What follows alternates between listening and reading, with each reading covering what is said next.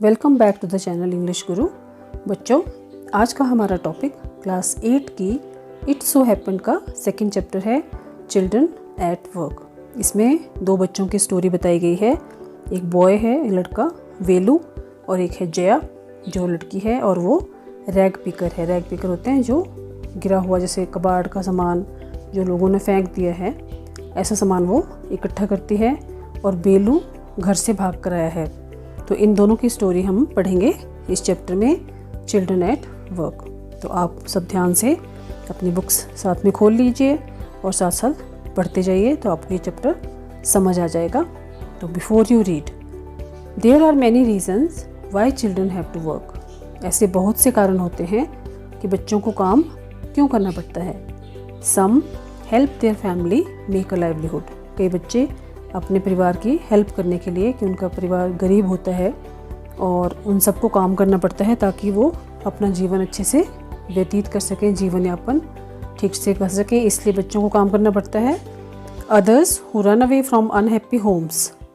Unhappy homes ऐसे घर हैं बच्चों जहाँ मतलब माता पिता रोज़ या तो लड़ते हैं या बच्चों को पीटते हैं। जहाँ बच्चा खुश नहीं है वो होता है अनहैप्पी होम। तो कई बार बच्चे हालात से परेशान होकर घरों से भाग जाते हैं और फिर उन्हें अपने आप को सपोर्ट करने के लिए, यानी अपना जीवन जीने के लिए उन्हें काम करना पड़ता है।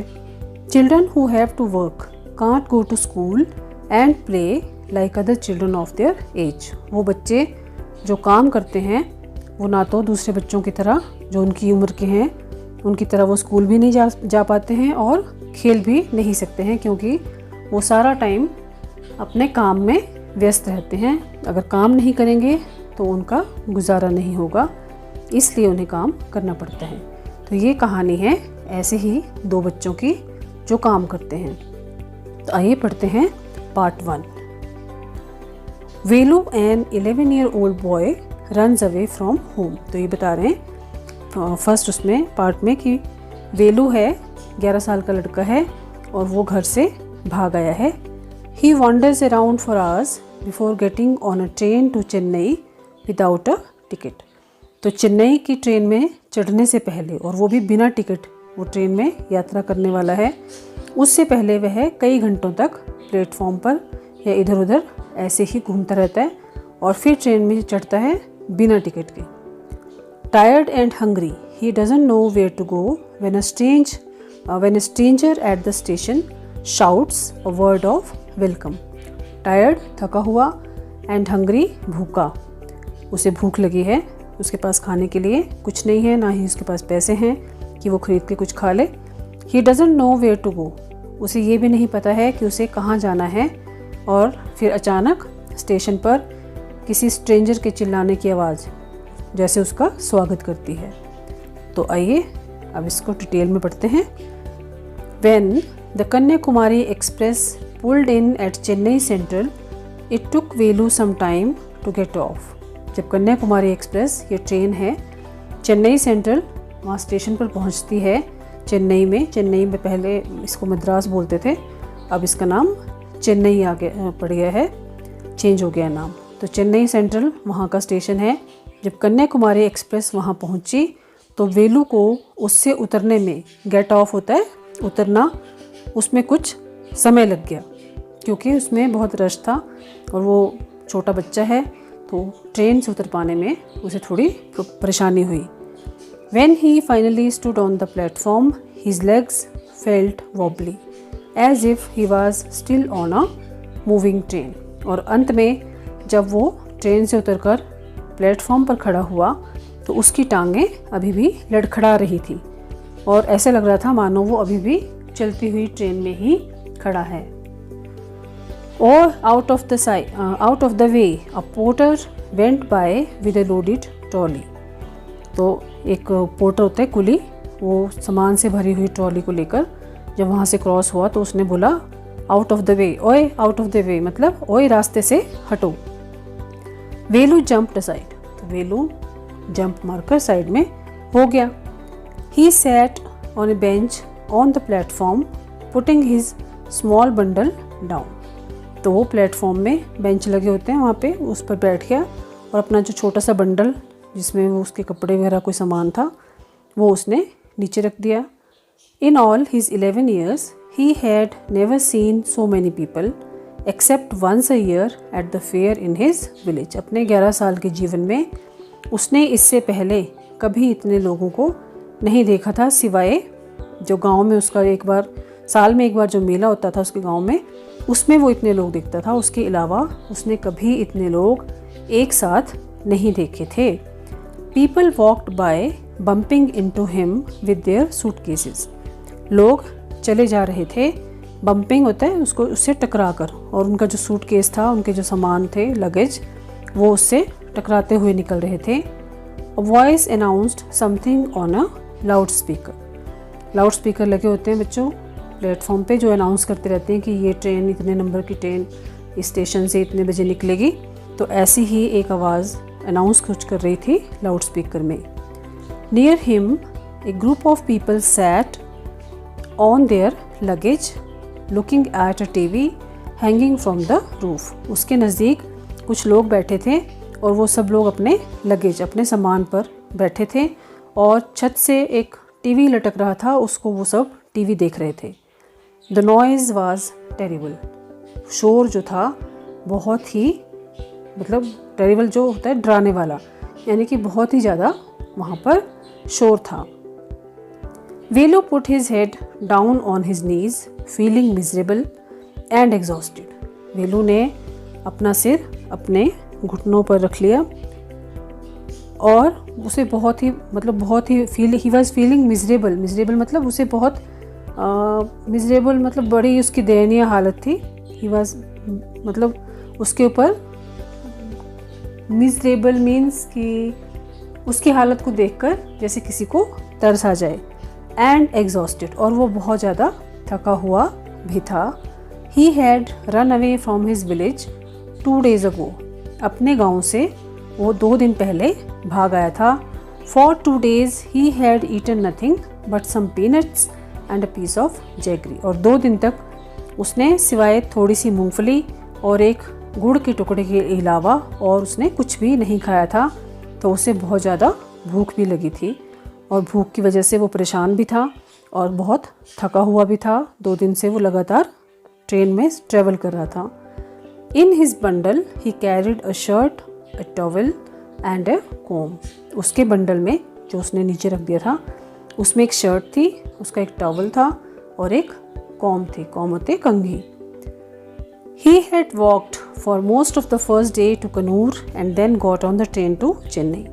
जब भागा था तो पहले दिन तो उसे पूरा दिन लगभग चलते चलते हो गया था और तब वो चलकर कन्नूर पहुंचा था और फिर वहां से उसने चेन्नई वाली ट्रेन को पकड़ा था।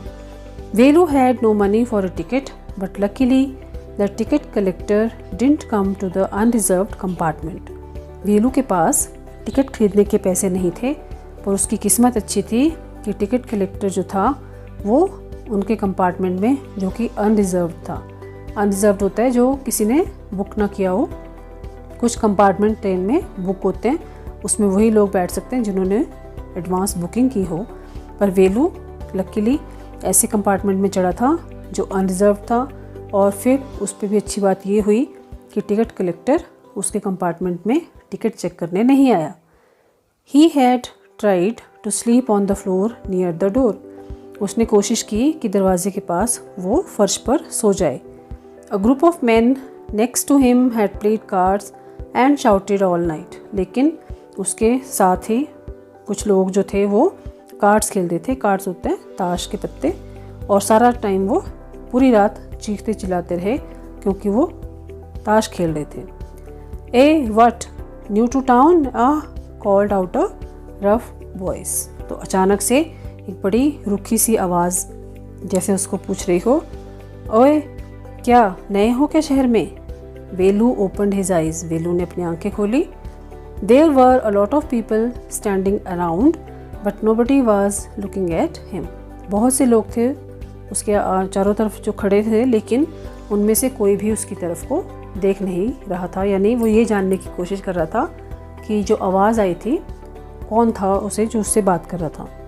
हेयर ए, फिर आवाज़ आई, यहाँ देखो, अरे ए। He turned around. वो मुड़ा.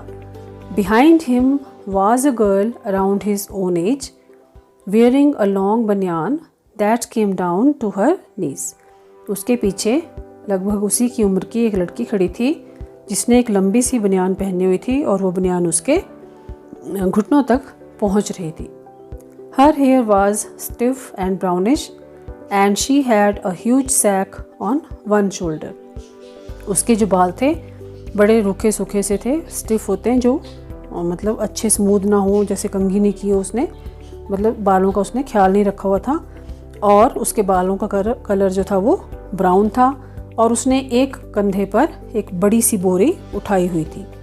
She was picking up dirty plastic cups from the floor. वो फर्श के ऊपर जो पड़े हुए गंदे प्लास्टिक के कप थे उन्हें उठा रही थी एंड स्टफिंग देम, स्टफिंग मतलब भर रही थी, इनटू हर सैक, अपनी बोरी के अंदर. Why is she calling me, thought Velu. Velu ने सोचा ये मुझे क्यों बुला रही है. And why is a girl wearing a banian, और एक लड़की ये बनियान क्यों पहने हुए हैं. No need to stare stupidly, what is your name. अब लड़की ने कहा कि ऐसे मुझे मूर्खों की तरह घूरने की कोई ज़रूरत नहीं है, तुम्हारा नाम क्या है. वेलू, मटर्ड वेलू लुकिंग अवे. तो वेलू ने दूसरी तरफ को देखते हुए जवाब दिया. मटर्ड मतलब धीरे से वो बुदबुदाया और अपना नाम बोला Velu. So mister Velu, said the girl looking at his bundle, run away from home. तो लड़की अब वो उसने उसके बंडल की ओर देखा और उसे एक सेकंड में पता लग गया कि वो घर से भाग आया है. तो उसने पूछा, तो मिस्टर वेलू आप घर से भाग कर आए हैं. वेलू डिडंट आंसर. वेलू ने जवाब नहीं दिया. He didn't want to tell some strange girl what he had done. वो एक इस अजनबी लड़की को ये नहीं बताना चाहता था कि उसने क्या किया है और वो घर से क्यों भागा है. He had run away because he couldn't stand his father beating him for one more day. वो घर से इसलिए भागा था क्योंकि अपने पिता की मार अब वो एक और दिन भी बर्दाश्त नहीं कर सकता था. His father would snatch away all the money Velu and his sisters earned and spend it on drink. उसके जो पिताजी थे वो उसकी और उसके बहनों के द्वारा कमाया हुआ जितना भी पैसा था वो सारा उनसे छीन लेते थे और अपने शराब पर उसे खर्च कर देते थे. Don't think I don't know. अब फिर से उस लड़की ने कहा, ये मत सोचो कि मैं नहीं जानती. This place is full of children like you. ये जगह तुम जैसे बच्चों से भरी पड़ी है, मतलब तुम्हारे जैसे बहुत से बच्चे यहाँ पे पहले और भी भाग कर आते हैं, तो तुम ये मत सोचो कि मुझे पता नहीं लगेगा. So what are you going to do here, become rich. अब उसने पूछा, तो फिर अब तुम यहाँ क्या करने वाले हो, क्या करोगे, यहाँ अमीर बनोगे. She sat down next to him. Velu shifted away slightly. तो वो भी उसके साथ बैठ गई उस बेंच पे और वेलू थोड़ा सा परे को खिसक गया. He felt hunger pinching him and pressed his stomach with a grimace. अब उसे भूख का एहसास हुआ और उसने pinching him, जो भूख थी वो उसे मानो पिंच कर रही हो, यानी उसके पेट के अंदर अजीब अजीब सा कुछ उसे फील हो रहा था और उसने अपने पेट को बहुत कस के मतलब पकड़ा हुआ था और उसके फेस पे ग्रीमेस होता है जब आप किसी दर्द के मारे आप फेस बनाते हैं, आपके मतलब दर्द हो रही है और वो जो दर्द का एहसास है वो आपके फेस पर नज़र आता है. यानी वेलू को जो भूख है वो उसकी आंखों में, उसके चेहरे पर वो नज़र आ रही थी और उसने अपने पेट को बहुत कस कर पकड़ा हुआ था. Hungry asked the girl. लड़की समझ गई कि वो भूखा है. उसने उससे पूछा, भूख लगी है. You won't get food by sitting here gloomily making faces. वो कहती, तुम यहाँ अकेले ऐसे गुमसुम बैठे रहोगे और चेहरे बनाते रहोगे, उससे तुम्हें खाना नहीं मिलेगा. I can find some if you want. अगर तुम चाहो तो मैं तुम्हारे लिए कुछ खाना ढूंढ सकती हूँ.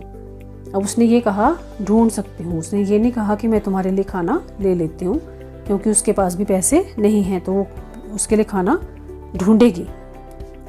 She picked up her sack and started to walk away. उसने अपनी बोरी उठाई और चलने लगी. Velu stayed on the bench. Velu bench पर ही रुका रहा, बैठा रहा. What should he do. अब वो सोच रहा है कि उसे क्या करना चाहिए. Should he follow this girl, क्या उसे इस लड़की के पीछे जाना चाहिए? Where was she going to take him, ये लड़की उसे कहाँ ले जाने वाली थी? She was disappearing into the crowd so he had to make up his mind quickly. अब वो इतनी भीड़ थी कि वो जब चल पड़ी तो उसे लगा कि अब उसे एकदम डिसीजन लेना पड़ेगा कि उसे उसके पीछे जाना है या नहीं जाना है। तो to make up his mind मतलब उसे डिसाइड करना है, क्योंकि लड़की थोड़ी देर में शायद वहाँ से भीड़ में कहीं गायब हो जाती। तो उससे उसके गायब होने से पहले वेलू को ये डिसाइड करना था कि वो उसके पीछे जाए या ना जाए। ऑल राइट ही डिसाइडेड, तो उसने फैसला कर लिया। Anyway I have no idea where to go, अब क्योंकि मुझे पता नहीं था कि मैं कहाँ जाऊँ, तो he jumped up and ran after her, इसलिए उसने उछलकर वो उसके पीछे भागा। She wasn't even looking back to see where he was, लेकिन वो लड़की तो पीछे मुड़कर ये भी देख नहीं रही थी कि वो कहाँ था, कि वो उसके पीछे आ रहा था या नहीं आ रहा था। अब पढ़ते हैं इसका हम part 2। Velu follows his friend through the crowded streets to a big building. अब वेलू उस लड़की के पीछे जा रहा है, अब उसको वो अपनी दोस्त मान रहा है।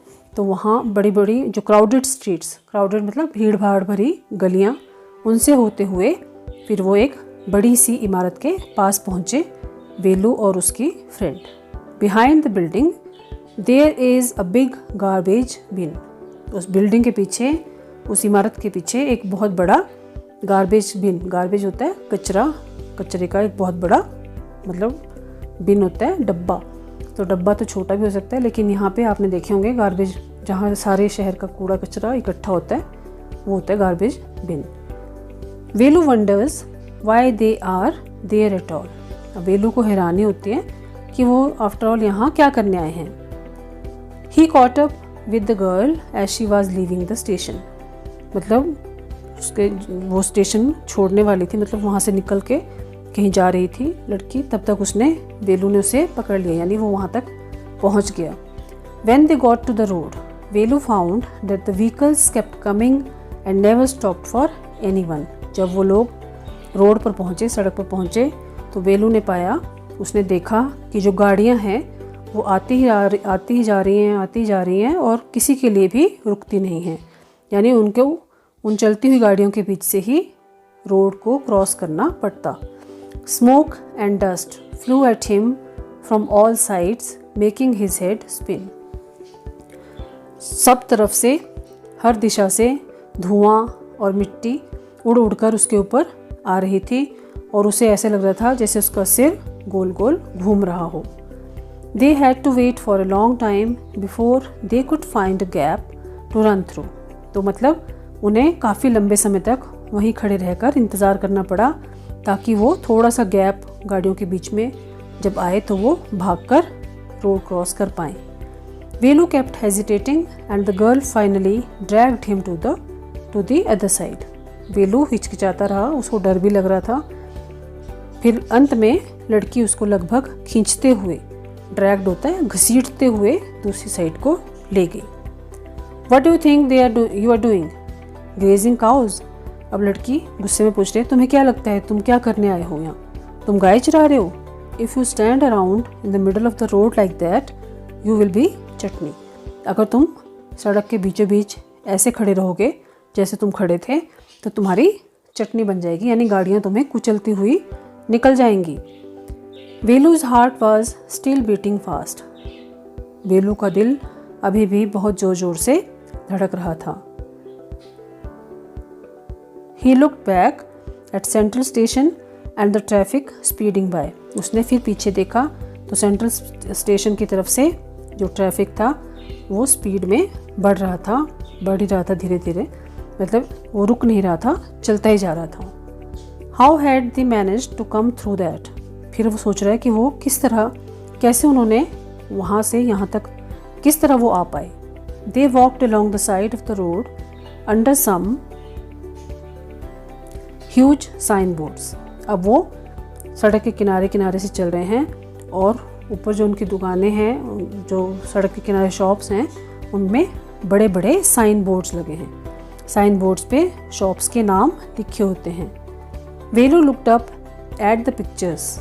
वेलू ने उन साइन बोर्ड्स के ऊपर जो पिक्चर्स बनी हैं उसने देखा, तो उसमें banians, car tyres, pens, a woman holding a box. तो ये पिक्चर्स उसमें साइन बोर्ड्स में उन्होंने मतलब लगाई हुई थी।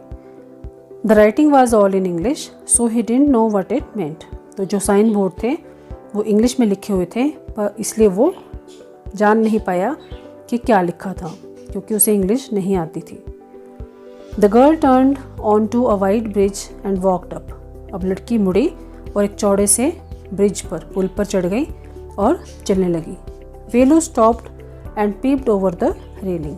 वेलू वहीं रुक गया और रेलिंग के ऊपर चढ़कर नीचे को झांकने लगा। पीप्ड होता है झांकना। Under him the road ran into the city.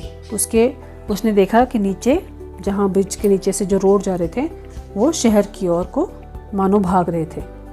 In the distance he could see huge buildings and towers and more roads. कुछ दूरी पर उसने और बड़ी बड़ी इमारतें देखी, टावर्स देखे और बहुत से रास्ते उसे नज़र आ रहे थे। See that big building with the wall around it. Wall around it question mark है। तो लड़की पूछ रही, तुम्हें वो बड़ी सी बिल्डिंग जिसके चारों तरफ दीवार है वो नज़र आ रही है? If you are not careful soon you will be counting bars there. अगर तुम ध्यान से नहीं रहे या तुमने ध्यान नहीं रखा तो जल्दी ही तुम वहाँ पे सलाखें गिनते हुए नज़र आओगे। The girl grinned and pointed at a huge building. तो लड़की ने ऐसे, जैसे मान लो स्माइल्ड ब्रॉडली, ग्रिन्ड होता है बड़ी स्माइल देनी, उसके चेहरे पर बड़ी सी स्माइल आई। स्माइल करते हुए उसने कहा कि अगर तुमने ध्यान नहीं रखा तो जल्दी ही सलाखों के पीछे तुम नज़र आओगे। और फिर उसने उस बड़ी बिल्डिंग की ओर इशारा किया और उसके चेहरे पर एक बड़ी सी स्माइल थी। Velu squinted and read the Tamil sign central jail.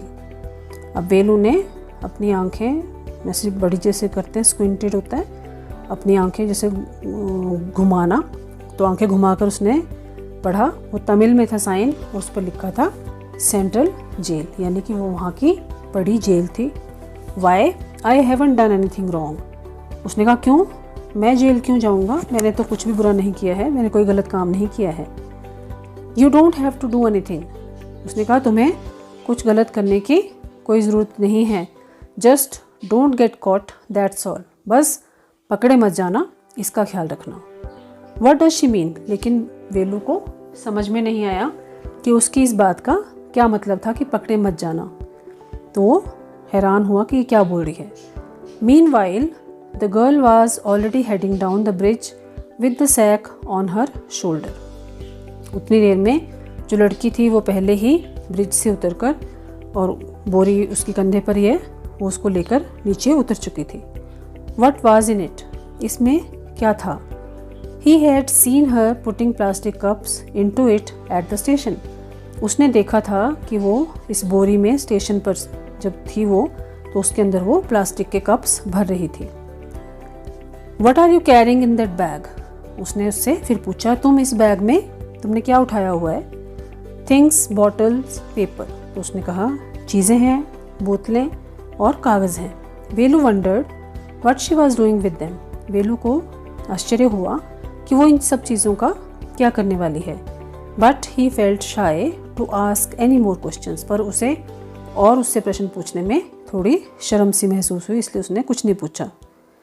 It was still morning but the sun blasted down on the tar and Velu's bare feet burned. अब अभी तो ये सिर्फ सुबह का ही समय था, लेकिन जो सन था वो इतना ज़्यादा तप गया था और जो सड़क पर तारकोल बिछा हुआ था वो इतना गर्म हो गया था कि वेलू के नंगे पाँव जो थे वो झुलस रहे थे, जल रहे थे।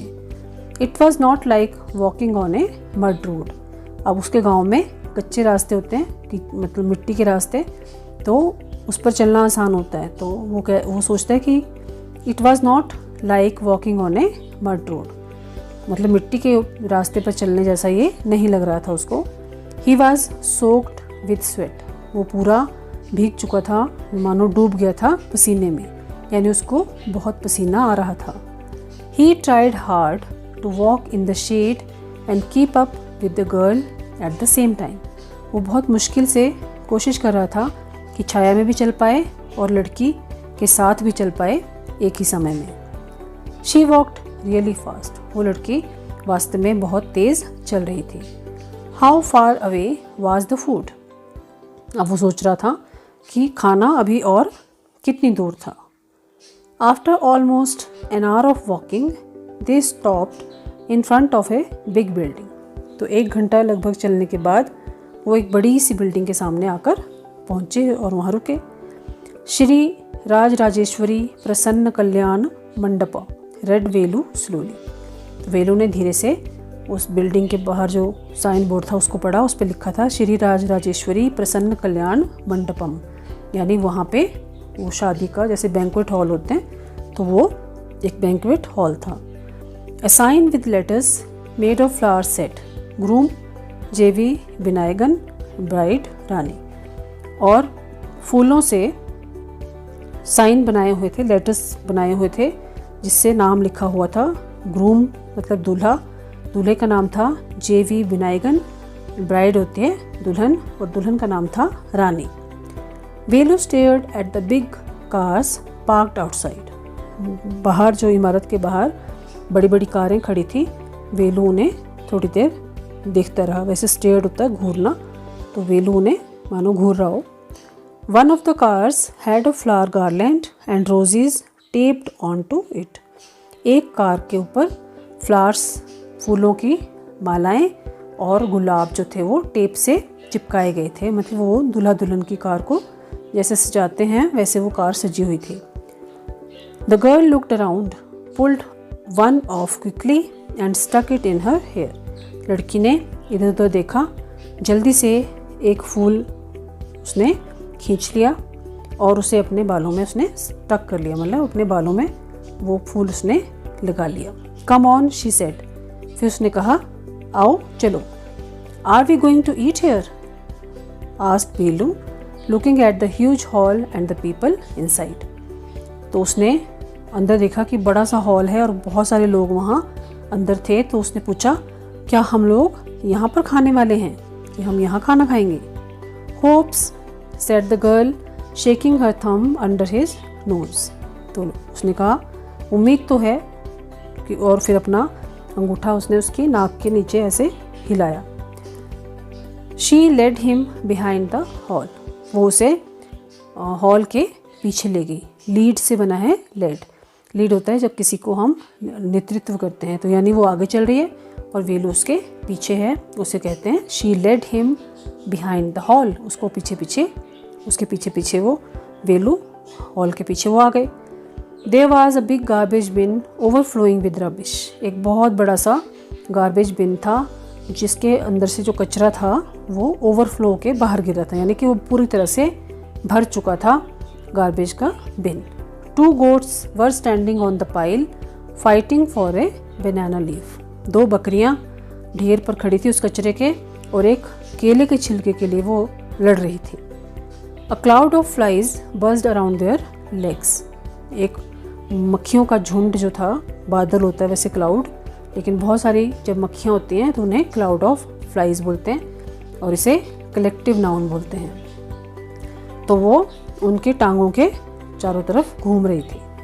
There was a rotten smell in the air. हवा में कुछ जैसे सड़ जाता है वैसी स्मेल थी। अब कचरे की स्मेल आप सोच सकते हो कैसी होगी। The girl picked up a squashy banana and held it out to Velu. लड़की ने एक थोड़ा मसला हुआ सा केला उठाया जो थोड़ा ख़राब हो गया था और उसे वेलू को पकड़ा दिया। हे इज़ योर फूड। वे बोलती हैं ये लो तुम्हारा खाना। वेलू वाज शॉक्ड। वेलू बहुत मतलब उसे धक्का सा लगा, वो बड़ा हैरान हो गया कि ये खाऊंगा मैं, कुचला हुआ वो उठाया हुआ केला। तो are we going to eat their leftovers. उसने पूछा क्या हम उनका, लेफ्ट ओवर्स होता है बचा हुआ खाना खाना, क्या हम उन लोगों का बचा हुआ खाना खाएंगे। छी, what do you think I am a dog. तो उसने कहा कि तुम्हें क्या लगता है क्या हूँ मैं, कुत्ता हूँ। I only take untouched food. मैं केवल किसी का अनटच किया हुआ खाना ही खाता हूँ। हेयर सम मोर कैच, ये लो और है, ये पकड़ो। शी थ्रू हिम अ बड़ा, और उसने उसकी तरफ को एक बड़ा फेंक दिया। वेलू लुक्ड एट इट विद डिस्टेट, वेलू ने बड़े ही अनमने ढंग से उसकी तरफ को देखा जो उसने उसके तरफ को फेंका था, एक केला और एक बड़ा। अब बोलती come on hero eat it, अरे हीरो इसे खा लो। You think I like it, तुम सोचते हो कि मुझे ये सब पसंद है। I told you I will find you something to eat, मैंने तुम्हें बताया था कि मैं तुम्हारे लिए कुछ खाना ढूंढ दूंगी। Don't think I have money to buy food for you, ये मत सोचो कि मेरे पास तुम्हारे लिए खाना खरीदने के लिए पैसे हैं। You had better eat what you get until you have your own money, तो जब तक तुम्हारे पास अपने पैसे नहीं आ जाते, जो तुम्हें मिल रहा है अच्छा होगा तुम उसे खा लो। वेलू हेजिटेटेड, वेलू थोड़ा हिचकिचाया, but his stomach squeezed him again, पर वो इतना भूखा था और उसका जो पेट था वो पूरा मतलब खाली था, और उसने जैसे उसको पेन हुई और उसमें अंदर कुछ जकड़न सी हुई भूख की वजह से। He gulp down the banana and vada, उसने गल्प होता है निगल जाना बिना चबाए, तो वो उस बनाना को और वड़ा को बिना चबाए ही निगल गया। His stomach felt better immediately, और उसी समय उसको लगा कि उसका पेट थोड़ा अच्छा महसूस कर रहा था। He could have eaten at least 10 times more, but the girl could find only one more banana which she ate herself. जितना उसने खाया था वो उससे 10 गुना ज़्यादा अभी खा सकता था, लेकिन लड़की को अब एक ही और केला मिला और वो उसने खुद खाया। It's too early, they have only eaten tiffin. तो लड़की ने उससे कहा कि अभी बहुत सुबह का टाइम है और उन्होंने अभी सिर्फ टिफ़िन ही खाया है। टिफ़िन मतलब स्नैक्स, उन्होंने पूरा हल्का नाश्ता ही किया है, लंच या जिसको प्रॉपर मील बोलते हैं वो उन्होंने नहीं किया है। लड़की उसको बता रही है if you are still hungry you will have to wait for them to finish lunch, यदि अभी भी तुम भूखे हो तो तुम्हें इंतज़ार करना पड़ेगा कि वो अपना लंच ख़त्म कर लें, फिर उसके बाद जो बचेगा वो बाहर वो रख देंगे तो तुम खा लेना।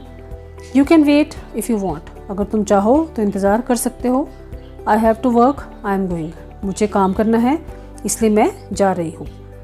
She picked up a couple of bottles from the heap and threw it into her sack, फिर उसने उस ढेर से गंदगी के ढेर से कुछ बॉटल्स उठाई जो वहाँ पड़ी थी और उन्हें अपनी बोरी में डाल दिया। देन शी वॉकड ऑफ, और फिर वो वहाँ से चल पड़ी। वेलू पैनिक्ड, अब वेलू थोड़ा घबरा गया, पैनिक्ड होता है घबरा जाना, उसे लगा कि बहुत चिंता हो गई उसको। He realized that if the girl left him he had no idea where he was and what to do, उसे ये एहसास था कि अगर लड़की उसे वहाँ छोड़कर चली गई तो उसे तो ये भी नहीं पता था कि वो कहाँ था और उसे क्या करे फिर वो। It was better to stick to her, she seem to know her way around, तो ये अच्छा था कि वो उसके साथ ही रहे। स्टिक होता है वैसे चिपकना, लेकिन यहाँ चिपकना नहीं है, तो वो अच्छा होगा कि वो उसके साथ साथ ही रहे लड़की के, क्योंकि उसे लगा कि वो अपने सारे रास्ते वो जानती थी। तो ही रैन आफ्टर हर अगेन, तो वो फिर भागकर उसके पीछे चल पड़ा। ए ही कॉल्ड, फिर उसने उसको आवाज़ लगाई ए। He did not even know the girl's name, उसे लड़की का नाम भी पता नहीं था, उसने पूछा ही नहीं था। ए व्हाट इज़ योर नेम, ए तुम्हारा नाम क्या है। He asked hurrying behind her, जल्दी जल्दी उसके पीछे भागते हुए उसने पूछा।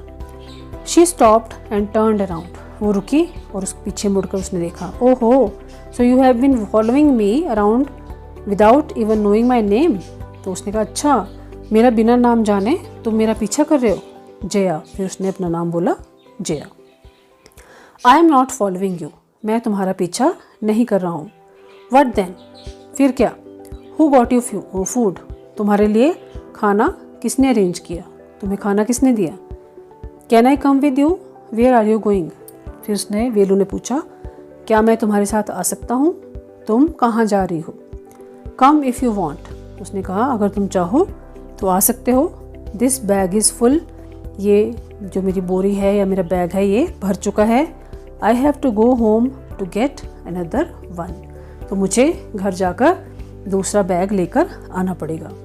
तो बच्चों आज के लिए हम यहीं इस चैप्टर को स्टॉप करेंगे क्योंकि ये काफ़ी बड़ा चैप्टर है। कल वाले पार्ट में हम इसका थर्ड पार्ट करेंगे और फर्स्ट और सेकंड पार्ट के कॉम्प्रिहेंशन चेक जो हैं वो भी डिस्कस करेंगे।